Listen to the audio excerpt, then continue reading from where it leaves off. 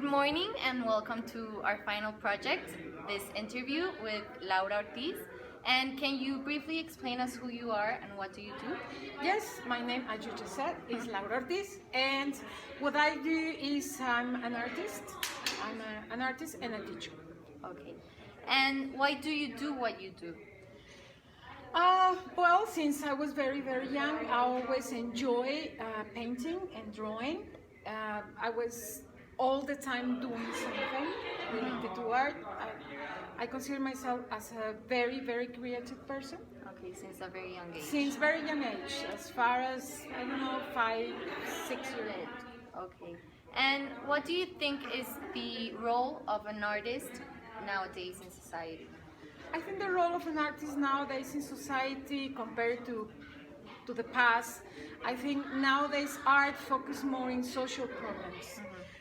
Artists have a certain conscious on what has been going on, and they enjoy and look for focusing on all these situations.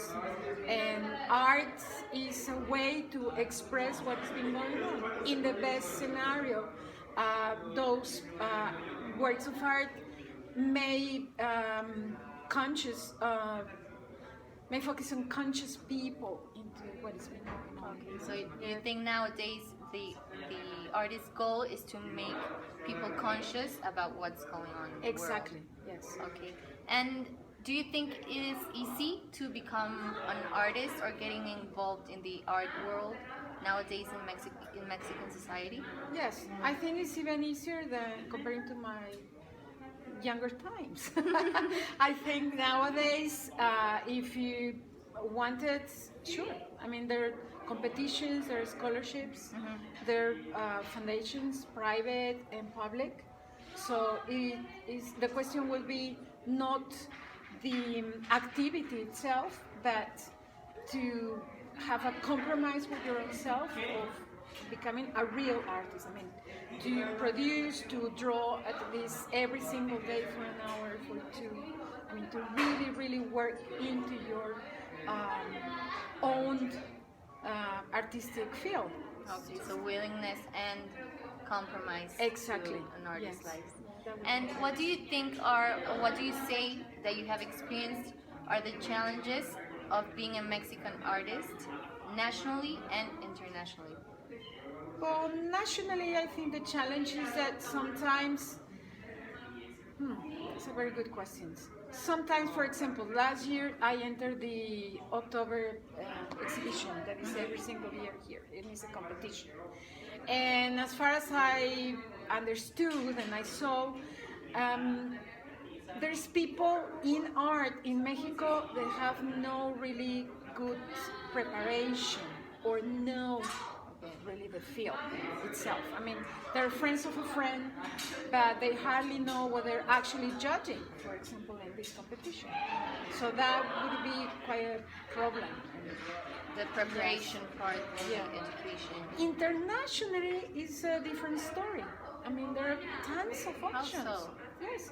No, on the contrary. I mean, you just go into internet and there are international competitions everywhere. It's just a matter of actually checking that it's real, genuine, that authentic, that they're not stealing you a fee to enter or something. But yeah, I mean, I have entered competitions internationally and they're quite good. And do you think a Mexican artist, is it like, does it sound loud in an international sphere? Like to say you are a Mexican artist? It's not my case, I'm afraid. But yes, of course. Yes, you have Teresa Margolles that we have seen in class. You have Betsabe Romero, for example. Betsabe Romero, I like so much her work. And her work is now being exhibited in Emiratos Árabes. Nice. So there is a place for Mexican artists in the definitely, world. yes. Then you have brothers from Michoacán, that is Javier and Jorge Marin, and they sell their works of art in the Netherlands and Germany, I think.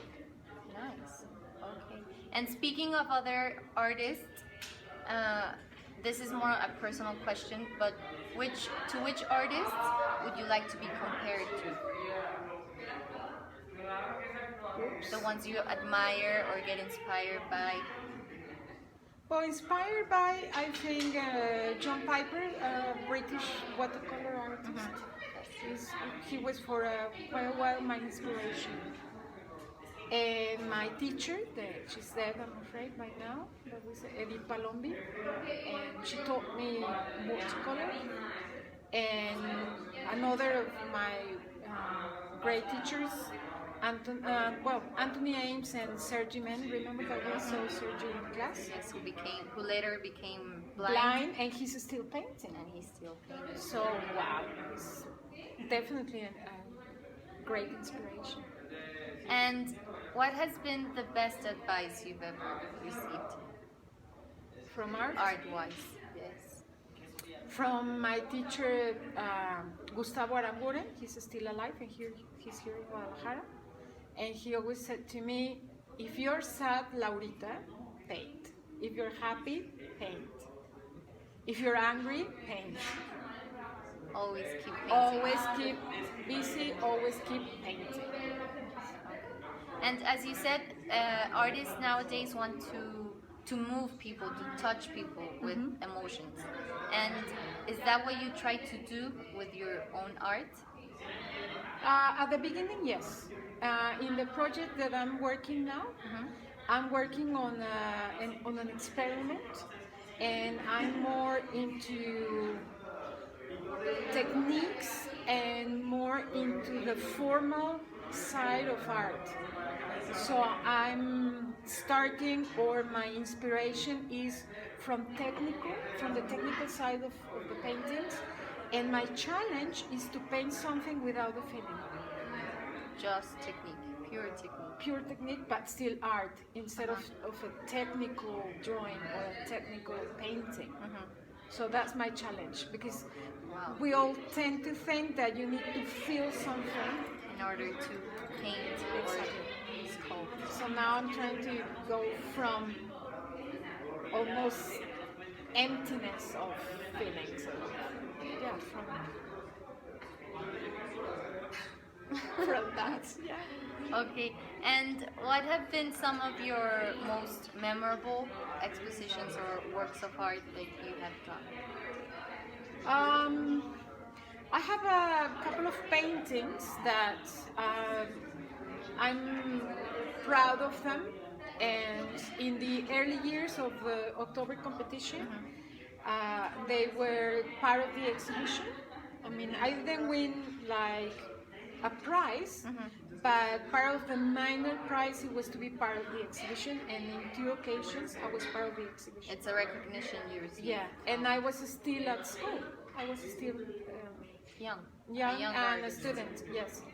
And the same happens for another exhibition that is called, well, it's no longer exist, but during the 80s it was women in visual arts in Jalisco. So I was part of that, and I arrived students with my paintings already framed. I mean, and they said, but you enter here just by an invitation. I said, well, just have a look of my work and then you decide. And then you judge. And they like it, and I was part of the exhibition.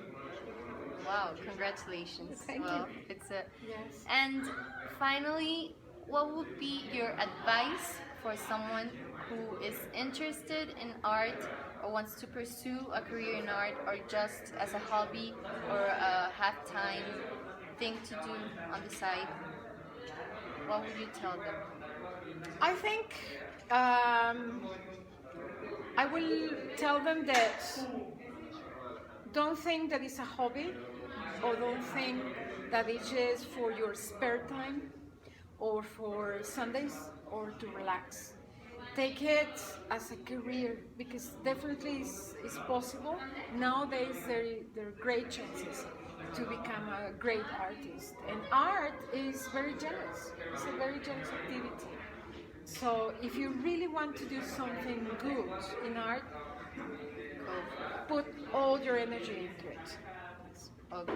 Well, thank you very much, Laura. You're welcome. And we really enjoyed talking to you and you. learning about the art world, especially here in Mexico. Thank you. It's my pleasure. Thank you. Thank you.